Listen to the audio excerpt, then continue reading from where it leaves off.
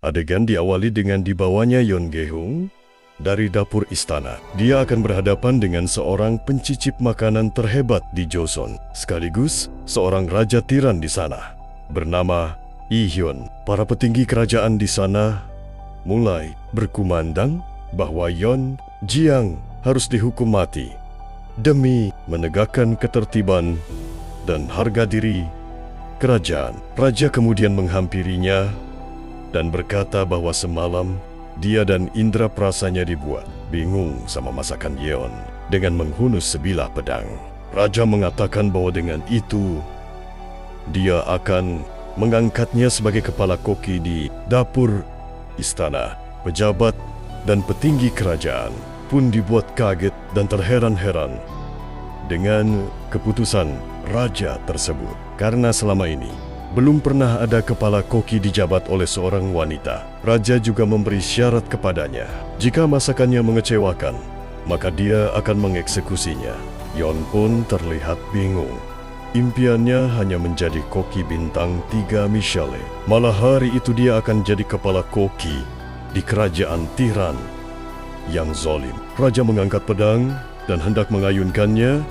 Yeon panik dan ketakutan. Pedang telah diayunkan dan ternyata raja memotong tali yang mengikatnya, bukan untuk membunuhnya. Yeon berpikir sejenak dan memutuskan untuk bertahan hidup sebisa, agar nantinya dia akan menemukan cara untuk kembali pulang. Hal yang mungkin sulit dipercaya, bahwa pada kenyataannya Yeon Jiang berasal dari tahun ke-2025. Bagaimana itu bisa terjadi? Mari kita mulai kisahnya.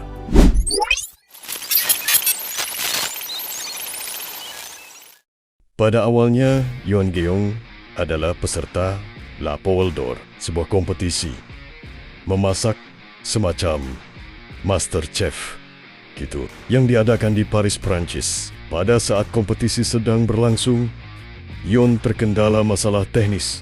Kompornya nggak bisa nyala, lalu dia mengambil jerami dan mulai membakarnya, dan akhirnya berhasil menyelesaikan masakannya.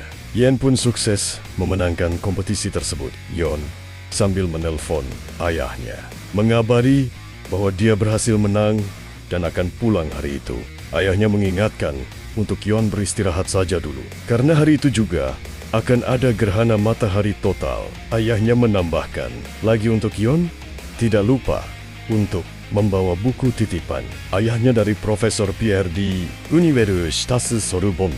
Itu adalah buku langka dan asli dari sejarah Joseon. Yeon pun berangkat dan dia pastikan sudah membawa buku titipan ayahnya tersebut. Petaka dimulai saat pesawat kapten mengumumkan bahwa terlihat dari jendela sebelah kanan pesawat akan terlihat momen langka, gerhana matahari total. Orang-orang berebut berusaha mengabadikan momen itu dengan ponsel mereka. Tak sengaja, penumpang di sebelahnya menumpahkan minuman Yeon yang panas, dan gawatnya, tumpahan itu mengenai buku titipan ayahnya. Lalu dia bergegas masuk ke toilet pesawat dan berpikir untuk membersihkan serta mengeringkannya, mengingat itu adalah buku antik dan berharga. Saat gerhana matahari total, Yeon membaca bait kalimat yang ada di buku tersebut, dan pesawat serasa berguncang. Setelahnya, Yeon yang masih berada di toilet pun panik. Dia berteriak meminta tolong, tapi seperti nggak ada yang mendengarnya.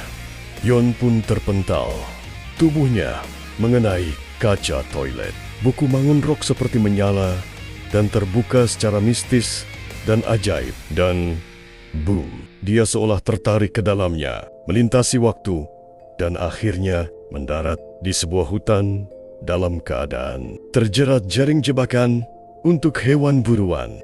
Dan Yeon pun pingsan. Adegan beralih di kegiatan berburunya sang raja. Raja berhasil memanah tepat pada buruannya, yaitu seekor rusa. Kasim memperingatkan raja bahwa hari sudah hampir gelap oleh gerhana matahari. Sebaiknya mereka kembali ke istana.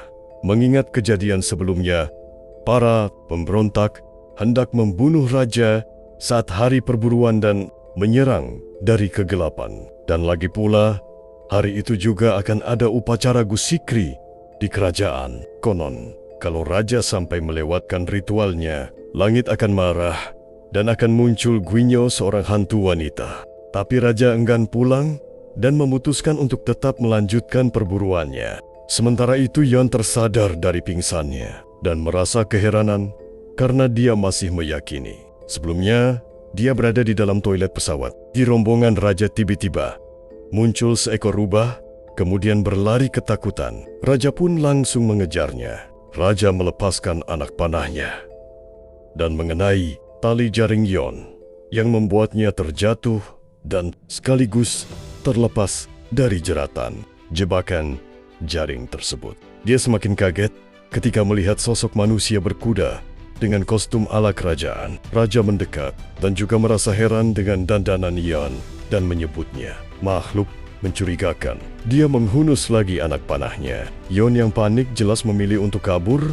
Raja pun mengejarnya. Yon sudah tak bisa lari lagi karena dia sampai di sebuah tebing. Karena panik, Yon mengeluarkan alat kejutnya. Raja melepaskan panahnya dan mengenai tas Yon hingga terlempar ke tepi jurang. Karena kehabisan anak panah, raja pun turun dan menghunuskan pedangnya ke arah Yon. Yon yang panik menyetrum pedang raja, tapi nggak berdampak apa-apa. Raja pun menyingkirkan alat kejut Yen dengan pedangnya. Ketika hendak mengayunkan pedangnya ke arah Yon, tiba-tiba anak panah dari orang misterius meluncur ke arah raja.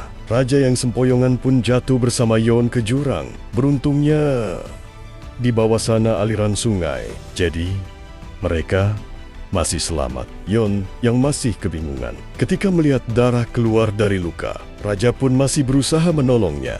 Tapi raja yang kebingungan pun juga terus mengira Yan adalah Guinyo. Percekcokan pun terus terjadi sampai akhirnya raja pingsan terbentur kepala Yon saat berebut pisau belati. Yon lalu mengikatnya, kemudian membangunkannya. Dalam keadaan masih terikat, Yon membawa raja ikut dengannya untuk mencari pertolongan. Sampai tibalah mereka di sebuah pondok atau rumah di tengah hutan. Setelah tadinya Yon mengetuk pintu, gak ada jawaban. Tiba-tiba mereka mendengar seperti ada suara dari dalam rumah. Yon pun mencoba masuk ke dalam dengan berhati-hati. Dia terkejut ketika diserang seorang gadis dengan menggunakan sapu. Yon yang diusir mencoba menjelaskan keadaannya saat ini. Akhirnya mereka berbaikan dan berkenalan dengan gadis tersebut yang bernama Gidu Joime. Dan ketika salah satu dari perut mereka berbunyi pun, akhirnya mereka memutuskan untuk menyiapkan makan malam bersama. Setelah makan malam siap, mereka menyajikannya di tempat raja tertidur pulas. Yon pun membangunkannya untuk makan malam. Raja awalnya menolak, tapi setelah melihat Yan dan Giljiem menyantap makanan dengan lahap, ditambah perutnya pun keroncongan, akhirnya raja mau makan dan terkejut dengan masakan buatan Ji Ong. Makanan dengan cita rasa yang belum pernah dia rasakan sebelumnya. Walaupun awalnya raja dan Giljiem terlihat tersedak kepedesan saat memakannya, mungkin karena di zaman itu belum terlalu lazim ada masakan pedas. Tapi setelahnya mereka terlihat sangat menikmatinya. Setelah makan malam, Yon segera meminta tolong Gilgem untuk mengantarnya ke tebing untuk mencari tasnya yang jatuh terpanah raja itu. Di sisi lain, pengawal kerajaan berhasil menemukan raja dan membakar rumah. Gilgem kemudian pergi. Di sungai, Gilgem bercerita kalau dirinya menghindari Caehong atau penculikan paksa wanita-wanita di sana untuk dibawa ke istana. Di atas sungai terlihat ada rombongan orang-orang kerajaan. Bukannya bersembunyi, Yon malah memanggil mereka dan bersambung ke episode 2.